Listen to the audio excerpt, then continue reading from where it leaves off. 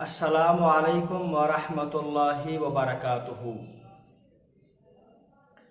جو حضرات قربانی کا ارادہ رکھتے ہیں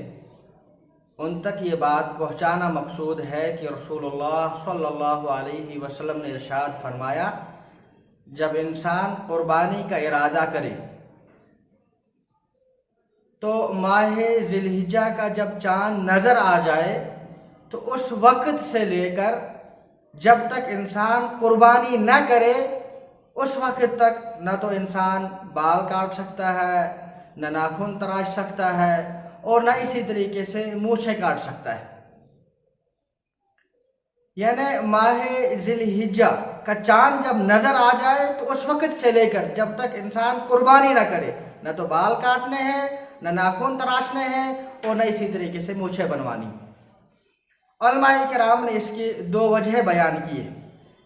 نمبر ایک تو یہ کہ جب ماہ ذی الحجہ کا چاند نظر آتا ہے تو حجاج کرام حالت احرام میں ہوتے ہیں۔ حالت احرام میں نہ تو انسان مونچھیں کاٹ سکتا ہے، نہ ناخن تراش سکتا ہے، نہ بال بنوا سکتا ہے۔ اور ہم میں سے بہت سارے لوگ ایسے ہیں جو حج نہیں کر سکتے کیونکہ ان کے پاس پیسے نہیں ہیں، اور بہت سارے وہ ہیں کہ ان کے پاس پیسے تو ہے لیکن حالات ان کو حج کرنے کا اجازت نہیں دے رہا ہے۔ تو اگر ہم لوگ اپنے گھروں میں بیٹھ کر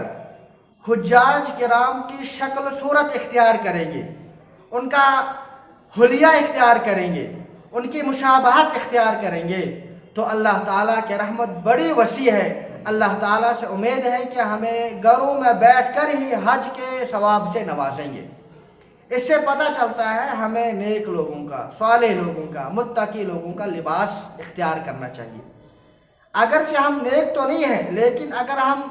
صالح لوگوں کا، نیک لوگوں کا، اولیاء کرام کا لباس اختیار کریں گے تو اللہ تعالیٰ اسی کی بدولت ہمارے گناہوں کو معاف فرمائیں گے اور ہمیں نیک لوگوں میں شامل فرمائیں گے۔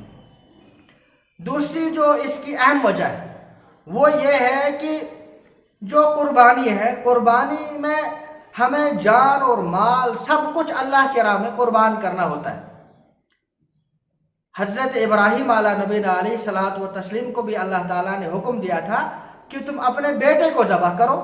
جب انہوں نے اپنے بیٹے کو ذبح کرنے کا پختہ اور پورا ارادہ کیا تو اللہ تعالیٰ نے فرمایا،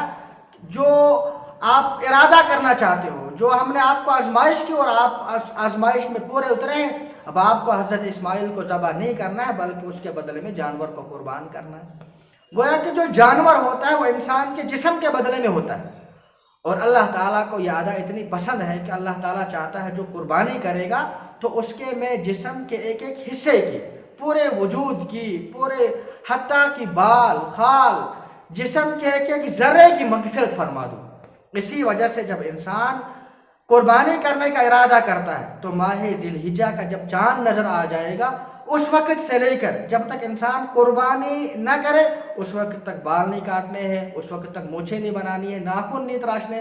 تاکہ پورے جسم کی مغفرت ہو جائے۔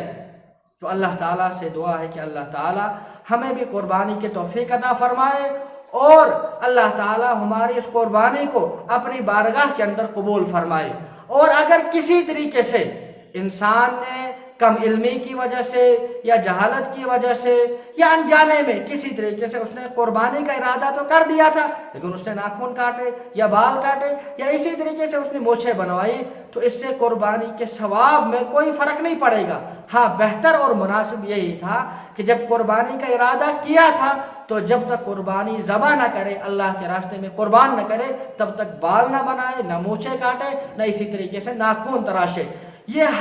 ہر مسلمان کو حکم ہے۔ جو خاص طور پر قربانی کرنے والے ہیں ان کے لیے تو اور بھی زیادہ ہے، اور جو قربانی نہ کرنے کا ارادہ رکھتے ہیں ان کو بھی چاہیے وہ بھی ماہ ذی الحجہ کا چاند جب نظر آ جائے اس وقت سے لے کر جب قربانی ہو جائے اس وقت تک نہ تو بال بنائے، نہ مونچھیں کاٹے اور نہ ناخن تراشے۔ اللہ تعالیٰ سے دعا ہے کہ اللہ تعالیٰ ہماری قربانی کو اپنی بارگاہ کے اندر قبول فرمائے۔ والسلام علیکم ورحمۃ اللہ وبرکاتہ۔